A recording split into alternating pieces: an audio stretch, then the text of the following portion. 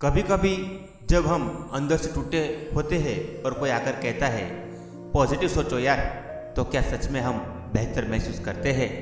शायद नहीं, क्योंकि कभी कभी हम सिर्फ समझे जाना चाहते हैं, सुधारे जाना नहीं। नमस्कार दोस्तों, मैं हूं प्रफुल्ल और आप सुन रहे हैं जिंदगी ज्ञान पॉडकास्ट, जहां हम सोच को बदलने की नहीं समझने की बात करते हैं। आज हम बात करेंगे उस चीज की जो बाहर से अच्छी लगती है लेकिन अंदर ही अंदर हमें तोड़ देती है। टॉक्सिक पॉजिटिविटी यानी जहरीली positivity. Stay happy, think positive, it's not a big deal. इन सब बातों में इंटेंशन सही होती है लेकिन असर वो कई बार इमोशनल सप्रेशन बन जाता है।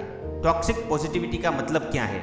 ये वो माइंडसेट है जहां हम हर हाल में, हर दर्द में अच्छा महसूस करने का नाटक करते हैं, सिर्फ इसीलिए क्योंकि दुनिया ने सिखाया है कि दुखी दिखना कमजोरी है। रियलिटी में हम इंसान है, रोना, टूटना, थकना भी जरूरी है। हर बार मुस्कुराना जरूरी नहीं होता है। डॉक्टर सुसान डेविड कहती है, discomfort is the price of admission to a meaningful life. यानी दर्द से भागने की बजाय उसे अपनाना हमें ज्यादा मानवीय बनाता है, क्योंकि हम सभी इस दौर से गुजरे हैं। जब हमने दुख जताया तो कहा गया स्ट्रांग बनो। जब हमने थक कर कहा मुझसे नहीं हो रहा तो जवाब मिला इतना भी क्या मुश्किल है। ऐसा क्यों होता है? क्योंकि हमारी सोसाइटी में फीलिंग्स को कमजोरी माना जाता है।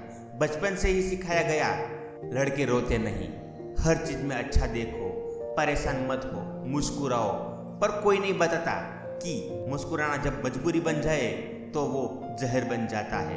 आज हम दो ऐसी कहानी छोटी सी देखेंगे जिससे हमें ये पता चले कि वो कैसे जहर बन जाता है। दीपक एक कॉर्पोरेट एम्प्लॉय है, हर दिन ऑफिस में मुस्कुराता है, लोगों को मोटिवेट करता है, लेकिन रात में अकेला रोता है, क्योंकि जब उसने अपने दुख बताए तो बोला गया तू इतना पॉजिटिव रहता है, ये सब कुछ तुझे कैसे अफेक्ट कर सकता है? तो उसने एक और मुस्कान पहन ली, नकली वाली।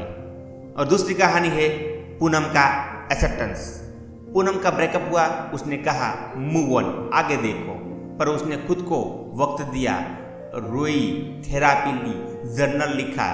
कई महीनों के बाद वो मुस्कुराई, लेकिन इस बार वो सच में मुस्कुराई। क्यों?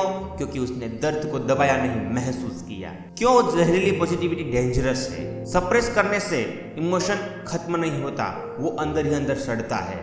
Anxiety, low self worth, feeling alone despite being surrounded, मैं ही क्यों ऐसा महसूस करता हूँ वाली गिल्ट, ये सब टॉक्सिक पॉजिटिविटी से पैदा होती है। इसका समाधान क्या है? True positivity is equal to pain को एक्सेप्ट करना प्लस होपफुल रहना।